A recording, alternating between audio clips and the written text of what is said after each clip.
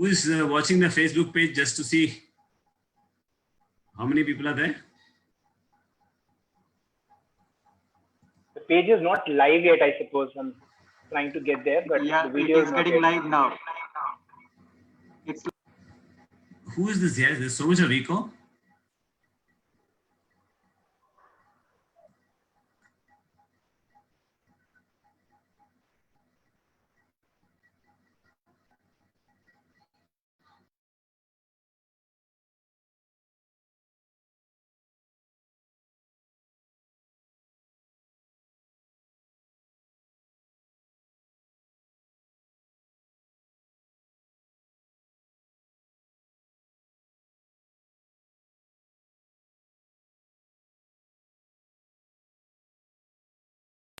live stream has begun on Facebook. We are at 7:26. Another 4 minutes to start. No, it's my Apple phone says 7:27. My laptop also says 7:27. Yeah, it has just become 7:27 now. So when it comes to 7:29, go. Yeah, sure. I'll turn on Revati's video first. She will start with the this thing intro. Please stay calm.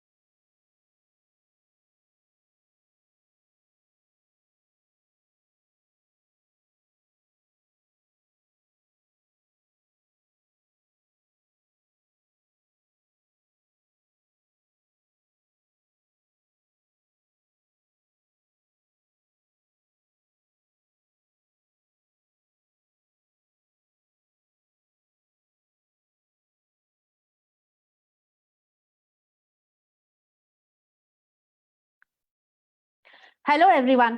A big warm welcome to all our runner and non-runner friends from all over. My name is Revati Turaga from the Train and Shine team of Hyderabad Runners. My team and I thank you for joining us for today's webinar, the very first one in the inspiring and informative series Beyond the Track. Today, we have with us renowned physiotherapist Craig Govender, who will be speaking on the topic transition from outdoor to indoor workouts for keeping fit. A quick intro about Hyderabad Runners. We are, as many of you know, not only one of the largest not-for-profit running groups in India, but also the creator and organizer of the Airtel Hyderabad Marathon, the city's only full marathon event organized for the runners by the runners. Post-COVID-19, work from home, remote employees, virtual teams, online learning, These have become the it phrases for almost every industry, organization, community, individuals, even children and families today. In our endeavor as Hyderabad runners to promote running, fitness, and active lifestyles across communities, especially during these testing times, we have designed this exciting webinar series that will focus on discussions and conversations with global experts on a wide range of topics in this area. Just a few housekeeping points before we get started.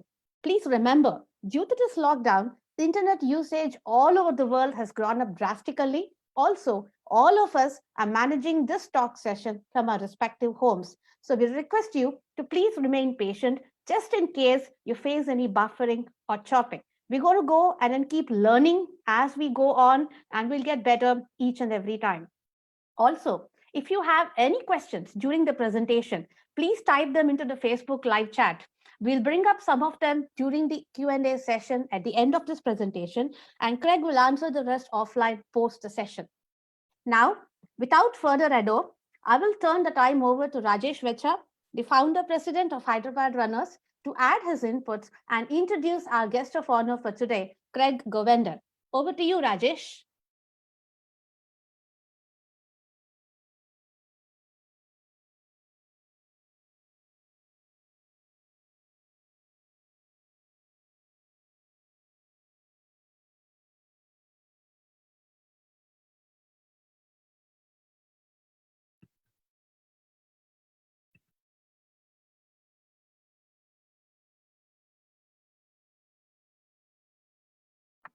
Chief, you're on mute.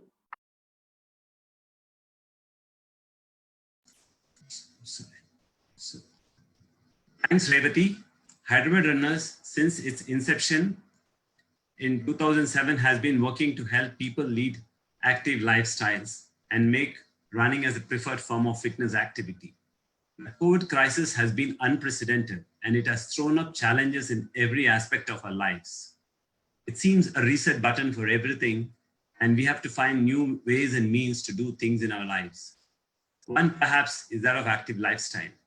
We'd always been told to exercise for at least 30 minutes, and outdoor activity was recommended strongly.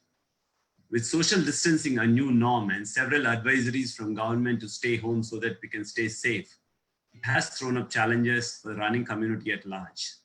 During the last month or so, there have been numerous challenges, including a few indoor marathons. I strongly believe in keeping active, but not something challenging in these conditions, which can cause complications, some of them which can lead to impairment lifelong. That's the reason we chose today's topic as transitioning from outdoor to indoor training. The speaker for today is Craig Govender, sports physiotherapist and currently the chief physio for the South African cricket team. A brief bio of Craig. Some say athletes are born and not made. So Craig's dad was an incredible long-distance athlete in his youth to mid-30s, having broken many a 3,000 meter and 5,000 meter record in the then non-white Tamil Hindu during the apartheid regime, and completing 2 comrade marathons under 9 hours. And so he feels that he must have been born with some good genes. It was in 1992, as a 10-year-old, Craig got to watch the first cricket test match played at Kingsmead, Durban against India. This was the first ever test match in South Africa since the end of apartheid. Remembering sitting in this friendship stand, Craig went onto the field and watched the Indians warm up, running to Sanjay Manjrekar, Anil Kumble, and Praveen Amre with his autograph hat. Barry Richards was also one of the spectators in the friendship stand, and it was a baptism of fire. That is how Craig got introduced to cricket by his father. During grade 12, he applied to the then University of Durban Westville, now University of KwaZulu-Natal, for BSc Physiotherapy. He was not accepted into the program, and hence in 2000, he started his degree in sports science. In 2001, he moved to Cape Town to study physiotherapy at the University of Western Cape. He completed his undergraduate studies in 2004 and then began his master's in physiotherapy in 2006, which he completed in 2008. He registered for a PhD but deregistered due to the workload of his dream job in cricket. Became the first Asian fully qualified cricket physiotherapist in 2010 and worked with many teams at the Western Cape cricket team, the South African men's volleyball team, the university teams, and it was in Howard in 2008. Between 2008 and 2017, he joined the local Highwell Lions at Johannesburg, and he was as the chief physiotherapist. And then he moved to the South African A cricket team in 2011, and then he was made the chief physiotherapist of South African cricket team in December 2017, and he still continues to be so. Apart from this, Craig is also the director of Wanderers Sports Medical Center, opened in March 2016. It has been set up with the idea of being a one-stop under one single roof where all the facilities can be provided to the sports persons. Craig is married to Dr. Pranita Naidu, a homeopathic doctor. Over to Craig. Thank you.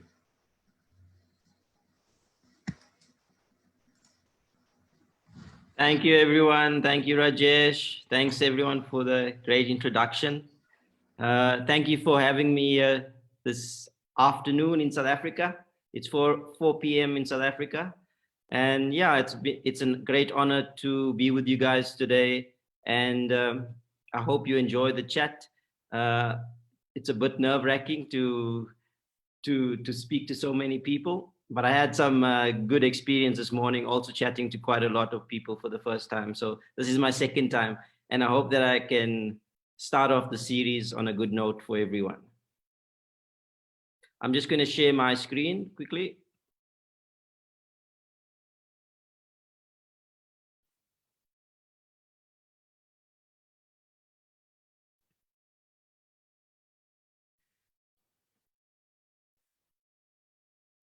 Okay, the topic as discussed is a transition from outdoor to indoor training. And the topic was asked to me by Rajesh and a few other runners from the Hyderabad team. And like Rajesh said, it's a great change for us in the world. I'm currently in lockdown for more than 40 days. My last place of visit was actually India. We were with the national team in India touring, and due to the great hospitality of the Indian, the BCCI and in the Indian government, that got us home quite safely at the end of the day. And it's good to note that all of us, all touring parties are safe at the moment. We are all healthy and there are no issues. And it's been quite a struggle. I mean, I sit at the background helping a lot of people at the moment, and it's a real thing. I mean, we often think about how we're going to get back to norm and get back to where we were prior to COVID-19. But the reality is we are not going to get back there. We cannot train the way we did before COVID. And that's the reality of it. And this is what the talk is about. We need to take that into consideration, and we need to understand that this time it's an unnatural thing. Mother Nature has taken its course, and we gotta deal with that. And we gotta take each day as it comes.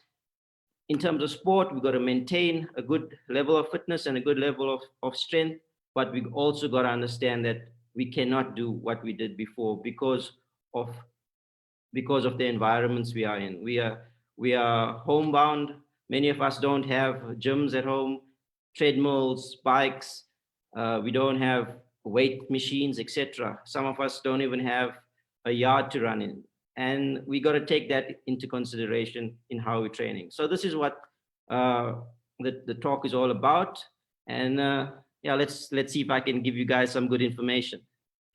So to train or not to train, that is the question for a lot of us. All of us here definitely know that we have to train. As runners, I always say runners are a bit cuckoos in the head.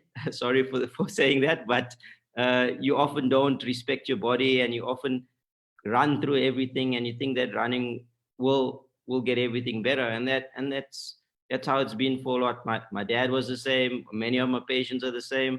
But in this time and during lockdown, it's very important that we do exercise during the period, but we do need to be very smart around exercise.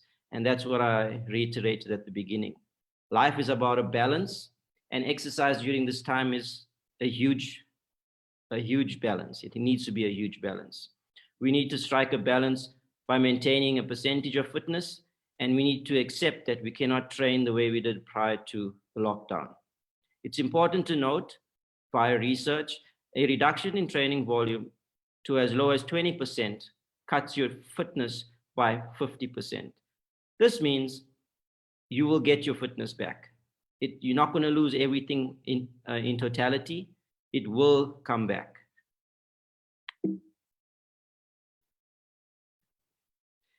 There's a little image of an Ellie balancing, and life is a balance. I mean, all of us need to strike that balance, and he's probably got a good core, this elephant, and that's what we need to focus on. Core stability is going to be key during this time.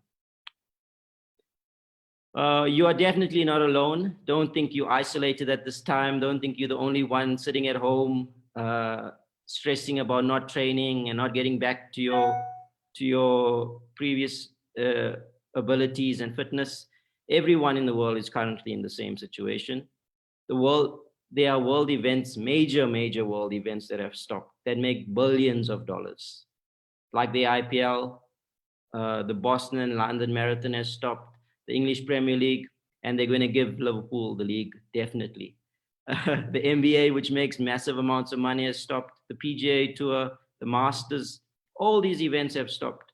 So you are not alone. And like all these events, there are athletes that are also in the same boat, like Mo Farah next to us. Athletes from the above sports are training, but they are not training at their full intensity and duration. And I can give you some experience with our cricketers back home. Everyone's struggling. All of them are professional. All of them are at the elite level, just like Mo Farah. But like Mo Farah says, it's beyond our control. And we need to understand that it's beyond our control.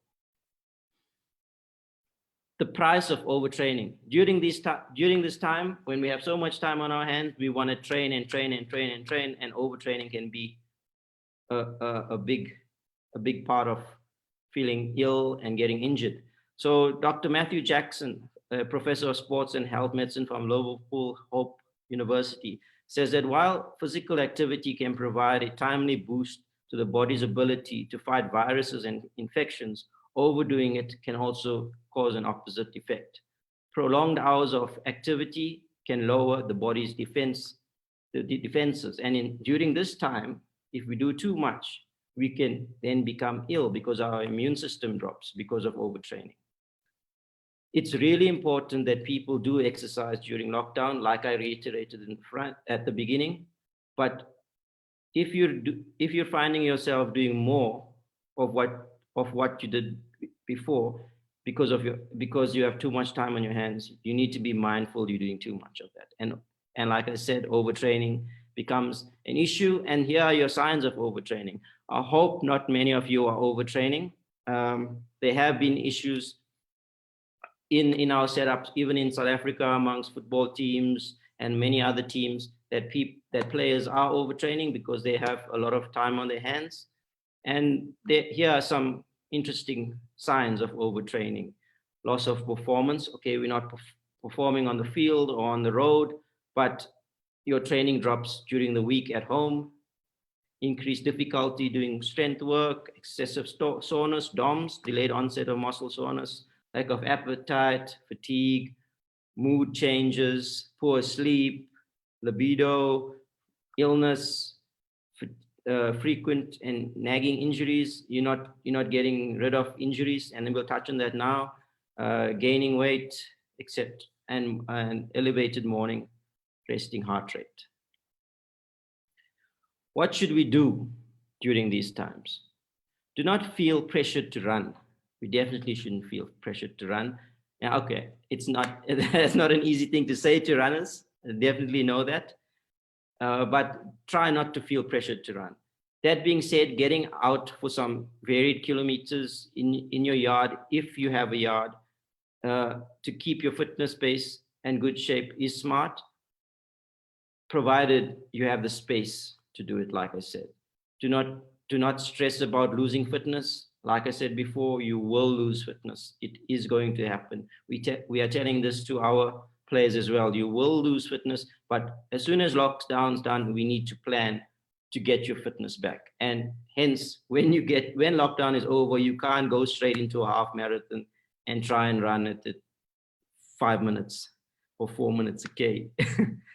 Find a new routine and stick to it to maintain fitness. If you're lucky to have a treadmill, indoor bikes, then come up with HIIT sessions, interesting stuff. I mean, be creative, but be smart around selecting creative programs. Running injuries are often not taken care of by runners. Like I said, like I spoke about in overtraining, you get niggles, but this is the perfect time to take care of the little niggles.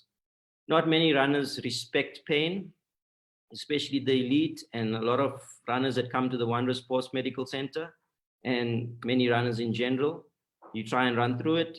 Now is the time to look at these and take care of these chronic problems. Many may have ITB syndrome, patella tendinopathies, Achilles issues. A lot of runners are inflexible and have poor joint mobility. And it is out there, it's rife. And there's a lot of data about that as well. Sorry. Programs should involve stabilization, flexibility, mobility on some days, and strength and endurance on others. So mix and match. Create a week that's fun, you know. Do yoga, improve in those areas. There are a lot of content on YouTube, and like I said before, be careful on what you choose, as you can overtrain as well. I mean, there's certain things that you can't do on YouTube. So ask. So if you're not sure of something, ask someone. There's many people at the club that have a lot of experience. There's physios all around. There's trainers all around. A lot of guys with experience. Please ask before you choose certain YouTube clips. This is the worst time to aggravate injuries because of the non-availability of qualified professionals during lockdown. So make sure you don't overtrain. How to structure your program? I've looked at a few components of structuring the program. Body weight is one aspect, rehab and strength, aerobic capacity, speed, flexibility, and mobility. Body weight is probably the easiest controllable during this time. Maintain your weight with good eating habits. You will now be able to cook your own food and not have as many takeaways, which is a good thing. Freshness is good. Being at home can make you eat more, and so keep track of what you're eating. I think we need, sometimes there's a lot of executives and desk workers on this chat, and we tend to, when we're busy on our chairs and on our computers, we got a snack, and we always snacking just to get through. Try and avoid that, you know. Try and create routines. There's a tendency to get influenced by pictures posted by friends and family of what they're cooking. Nothing wrong in trying a few times, but it's important to stick to routines. Rehab, this is my specialty. As a physiotherapist, I am very prone to staying within my scope of practice, and rehab is one of the things I really enjoy, and I like designing programs, and I like creating stability and preventing injuries from occurring. So this brings a lot of joy to me. This is the best time for athletes to take care of these injuries. Like I mentioned before, all those injuries, tendinopathies, those are all chronic related injuries. It's ongoing. It doesn't get better because of working hard and running a lot, you know. So this is the time to take care of that. It may be an acute, it may be also acute or chronic sprains that you had just before lockdown. Try and get that sorted. Poor flexibility and poor mobility is vitally important as well. I think a lot of runners also neglect those two aspects, the flexibility and mobility aspects. Runners often do not take care of weaknesses because of the drug of endorphins. The drug of endorphins is running. Running brings a lot of those feel-good hormones into our body. That's why a lot of us are feeling anxious. A lot of us want to go out and want to run because it's also a stress release. A lot of you guys that are here and a lot of runners do it because they really, really enjoy the outdoor life and running through cities and beautiful streets. So rehab and biomechanical issues work hand in hand. Biomechanical issues are alignment of the body and making sure things work accordingly to strides and running around cambers, etc. So weakness in your core, glutes, quads cause imbalance in running form. And these are what areas we can try and look at and focus on, but form is vitally important. I always reiterate that we need to make sure that form is very, very important. Alignment. Core stability is always used during any form of rehab and strength and lifting techniques. This is a little picture I have about running form. I'm sure all of you read about it and try and get better. Running form. The picture here is familiar running form. And the other one is about good running form. And your body needs to be strong enough to be in the good running form posture. And to be strong enough, you need to have strength in your muscles to support that form. Okay. So the other aspect is strength training. Strength training must be specific. Runners, like any other sport, are different to people that play hockey, that play golf. So it's being specific in what you're trying to do. Like the previous picture is about form and running and being light on your feet and enjoying your run, not being sore. So all those issues and all those muscles need to be strengthened according to your sport, which is running. Running strength specificity is different to other sports. Like I said, runners should focus on targeting key muscles that keep the body balanced. Strength training, we could maybe look at 2 to 3 sessions per week with less weight and more body weight done between 35 to 45 minutes per session. The movement area can be covered. The movement areas that can be covered is a squat, a hinge, upper body, and an upper body push. Aerobic capacity. This is what we all strive for as long distance runners and marathon runners. And this is arguably the most toughest and biggest challenge for everyone here today, especially if there's no access to outdoor training, space in your yard or treadmills and a bike. You can look at training 90 to 120 minutes per week with a heart rate of 60 to 85% of your maximum heart rate. If you don't have any access to the above, you need to be innovative. This time is about innovation and being flexible. Excuse the pun. Flexibility is important during this time, and we must reiterate that we need to be flexible and innovative. Because you can start learning about your body. You don't have to be prescriptive during this time. Have fun, try new things, but try it within reason. The use of stairs, shuttle runs within a space allowed, and high intensity interval training can be used. You can be innovative and break up the time of 90 to 120 minutes per week. So you can have 3 to 4 sessions per week. Remember, This must be fun and not tiring. Speed is also another aspect. With speed, as we all know it, it's a use it or lose it scenario. Try and find 15 to 20 meters if possible.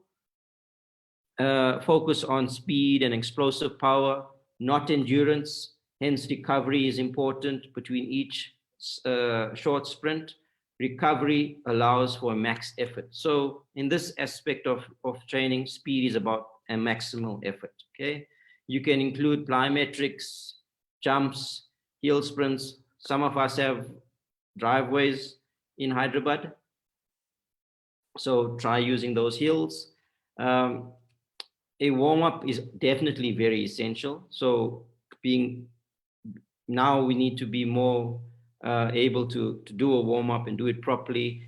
The warm-up can be used as a flexibility session, etc. So that must be done. It can be done 1 to twice a week, and it can be done for 30 to 40 minutes in the week. This is another area that we can really, really focus on because I know a lot of people neglect this. This is an area where runners must focus on. Like I said, take this opportunity to become supple, improve muscle length and neural issues, improve joint mobility. Again, yoga is another way. Stretching routine should be done maybe twice a day because we have the time to do it. Okay, some take-home messages. It's a time where we shouldn't overthink. When we see people running marathons in 5-meter balconies or miles around their living room, there's a part that may inspire you because you think they really got some mental strength to do that. But in reality, it's not that healthy. Now is the time to run for vitality, for the body and mind, and free from goals, time and pressure. We are all goal-driven, time-driven, and we put pressure on ourselves as long-distance runners. You may end up overtraining, which then goes back to the 12 signs of overtraining. Take off your watch, a simple thing like that. Take off your watch during this time where you can then enjoy yourself, maybe focus on doing more core strength, some HIIT workouts, flexibility and mobility. That's very important. Everything you do now can help you get into better shape when we actually get into our normal training routines. Thank you. Short and sweet. I hope I gave enough information. And yeah, I'm just open to any other questions that you may like to throw at me. Thank you.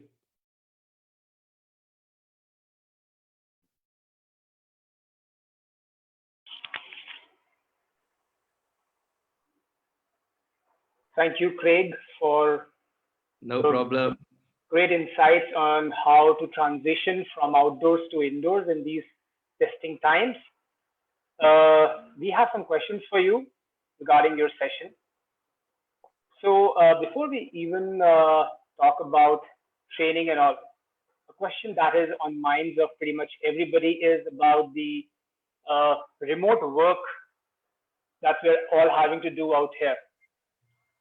Most of us have been in a lockout, in the lockdowns for more than a month now, and we are all working remotely from home, long hours in our home makeshift offices.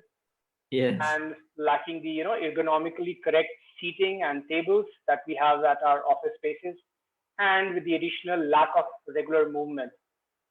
So how do you propose that we can all avoid the usual pitfalls like bad back stiffness, joint immobility, and other lifestyle issues like that?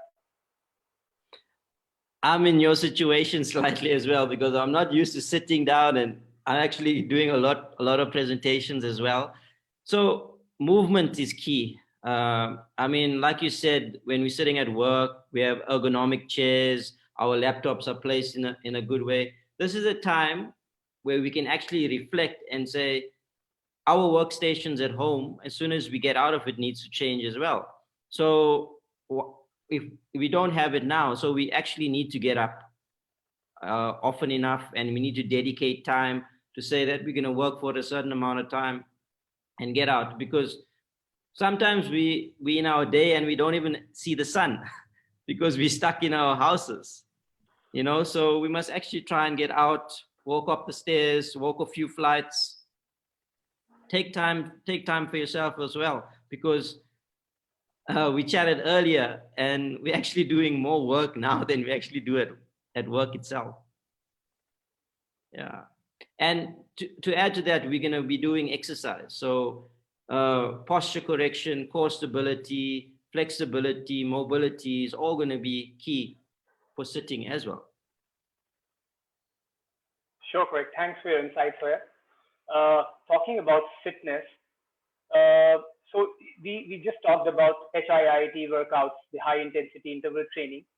Yeah. So there are a couple of questions here. For example, what amount or how much duration of HIIT workouts would you suggest in these times, considering we want to reduce or avoid injuries in terms of frequency and duration per week? And would you recommend HIIT workouts for people over 50? That's a question from one of our viewers who's watching right now, Sagarika. Yeah, so like in the presentation, your HIIT forms part of the speed component. And we said in that component, we're working for about 20 minutes, once or twice a week. So trying sticking within that. Obviously health and fitness is key. So we can't, what we had before, we may not necessarily have now if you haven't started any HIIT stuff.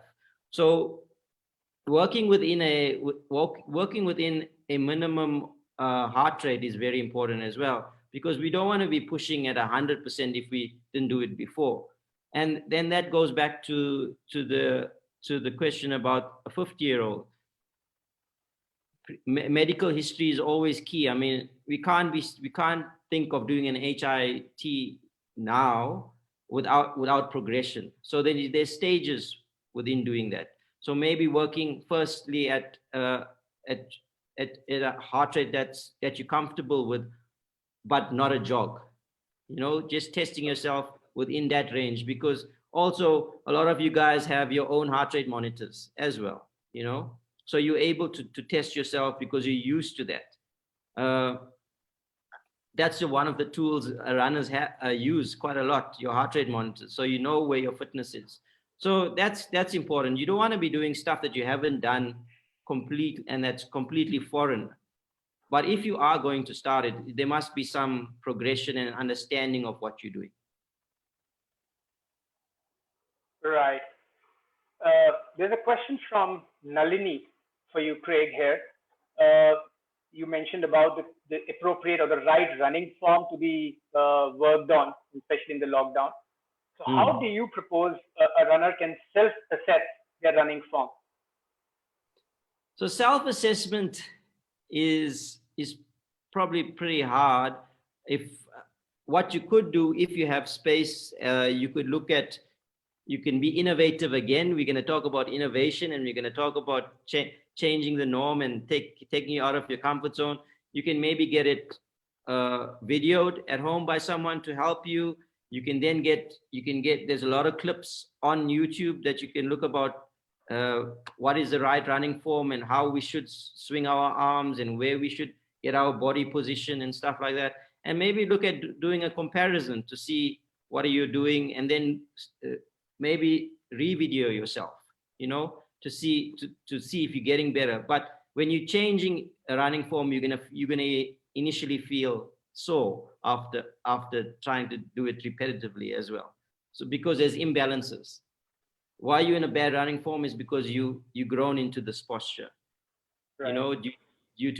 Because of being a routine. So getting out of that may be a bit challenging, but maybe one way is to take videos of yourself and comparing that to what's right and wrong. Right. So another question from the audience. Dinesh wants to know whether being in a lockdown situation for a long time out of the sun would it be causing us deficiencies of the vitamin D? And how do we get around it, if so? And also any other recommendations on the diet that can be followed at home for the lockdown? Well, like I said, sometimes we tend to just sit indoors. Why don't we actually get out? Because there's a yard that you can walk around and try and absorb some vitamin D. You know, it is challenging times because, we tend to get focused on maybe doing too much work and doing all our exercise indoors. I also get into that routine sometimes, and I have to force myself to get out because, you know, you need to get out. There are supplements with vitamin D that you can take. There's food that you can take. In terms of food, yes, try to have a balanced diet. I'm not a nutritionist and I'm not a dietitian, so like I said, we need to enhance our knowledge around that and see what's the best things to eat. Obviously, snacking too much and having a lot of deep fried stuff and oily stuff is not going to be the best type of thing. So like your omegas, you know, all those types of things. Right, Craig, got it. A slightly technical question, Craig, for you. So you mentioned that you know, reducing the volume of training right down to 20% could actually reduce your fitness by 50%, but that is very much recoverable. Now, are these stats and the process of regaining fitness, you know, consistent for both elite athletes as well as amateurs, or do you see different paths for elites versus amateurs in regaining their fitness back? Obviously, there's like we are reiterating the fact that everyone's an individual. As we sit and everyone's listening, everyone has different fitness bases. Now, what you've done before is gonna allow you to progress after, if you know what I mean. If you're an elite athlete, like you're saying, you're comparing elite to non-elite, an elite athlete will have a great base already in terms of aerobic activity, aerobic function, strength, speed, etc. So his return would be much quicker, so to say. So because he has that power. So everyone's gonna be different. It's a figure. The research was done with elite.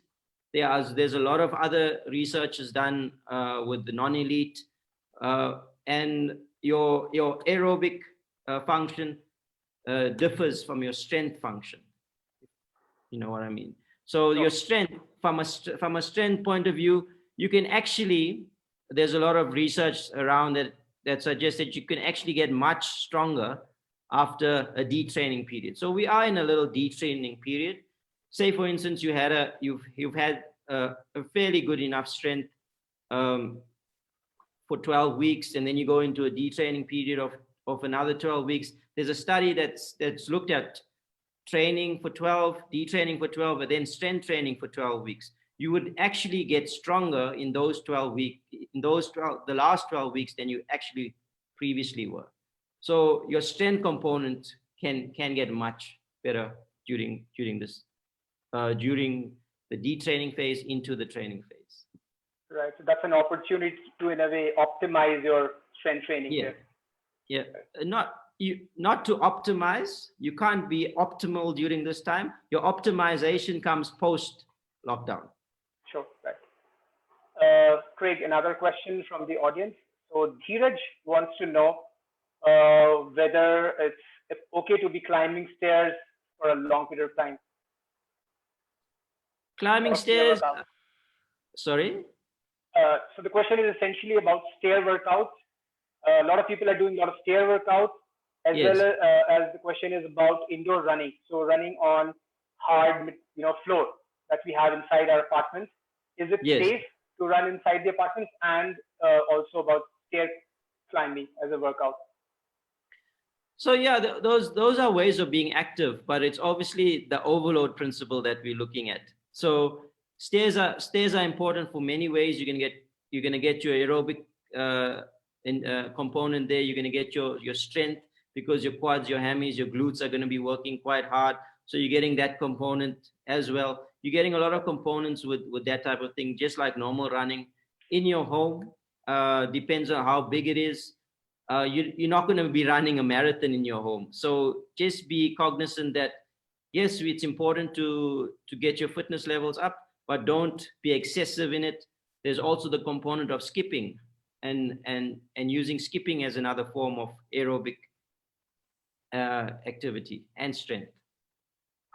Right. Okay. Makes sense. Find moderation essentially, right? Find a path of moderation essentially. Yes, it's important that we don't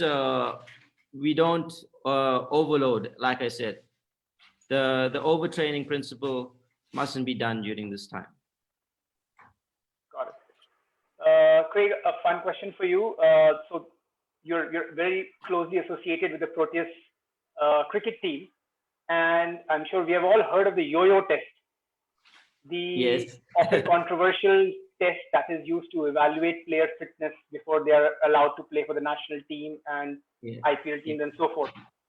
So can you tell us a little more about the yo-yo test, and also please comment if the yo-yo test can be used by amateur runners towards evaluating or testing their ongoing fitness? Okay, so the yo-yo test is more specific to the game of cricket, because you're using different energy systems with cricket. Unlike a marathon running, you're purely using your aerobic system. So the turning is important for the yo-yo, so that's why it's more specific. You're running a 20-meter shuttle and you're turning, so it's more specific to those types of aspects of cricket. So yeah, the test is specific in that sense. I don't think it's specific enough for marathon runners. Definitely not.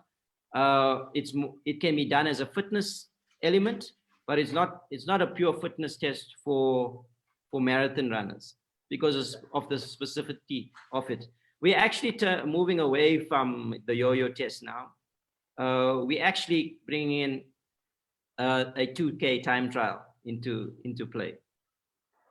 So it's bringing in your two systems again. It's bringing in your aerobic and your anaerobic systems, because we're then putting times in place for players to achieve. Yeah. Right. Craig, a quick follow-up question on the same. Who is the fittest cricketer around today across countries? The fittest, that's quite difficult to say. I don't know what happens in other teams, and we're not privy to all those information. People look fit on TV, but it depends on what you're actually testing. Different players are stronger in different elements of fitness. So I'm not too sure who's the fittest in the other countries. Right, very diplomatically answered, Craig. Craig, there's a question. So last couple of questions. There's a question on weight loss during lockdown. Any suggestions there? People want to lose weight. Rajiv wants to know how to lose weight while we're in the lockdown. Well, I'm sure we know the answer to that. Losing weight has a lot to do with what we take in our body, what we eat. Sorry, and also fitness. So yes, we're gonna lose a lot of fitness. So we need to be more aware of what we're taking in and what we're eating. So not eating junk food per se, and not sitting at our desk and nibbling all the time, stuff like that. Just trying to be consistent in the times we eat and the good things we eat, because we're gonna lack on the fitness side. Sure. Craig, the last question I'm taking from the audience, Mr. Jairam, who is 73 years old, he wants to ask you that he runs and walks inside his apartment terrace, and he's actually running and walking 25 kilometers for the last 3 Sundays. Yes. And he wants to know how can he improve. His average pace right now is about 7:30. minutes per kilometer. He wants to know how he can improve it. I think it's doing pretty good as it is. I don't think you want to be doing quicker than that. He's doing a lot of mileage already. We're looking, like I said, we're looking at the component of aerobic activity, and in this time we're trying to tell people to do between 90 and 120 minutes in the whole week, you know. So we're trying to split that up and trying to not create overuse. Obviously, he's been able to do it for a while, so I would recommend that he maintains that and not try and push himself. Perfect. Thanks a lot, Craig, for taking up so many questions and helping us around in so many different facets of fitness here. No problem. Always a pleasure to help the Hyderabad runners. Back to Revati for a vote of thanks to you, Craig. Thank you. Thanks. Bye. I'll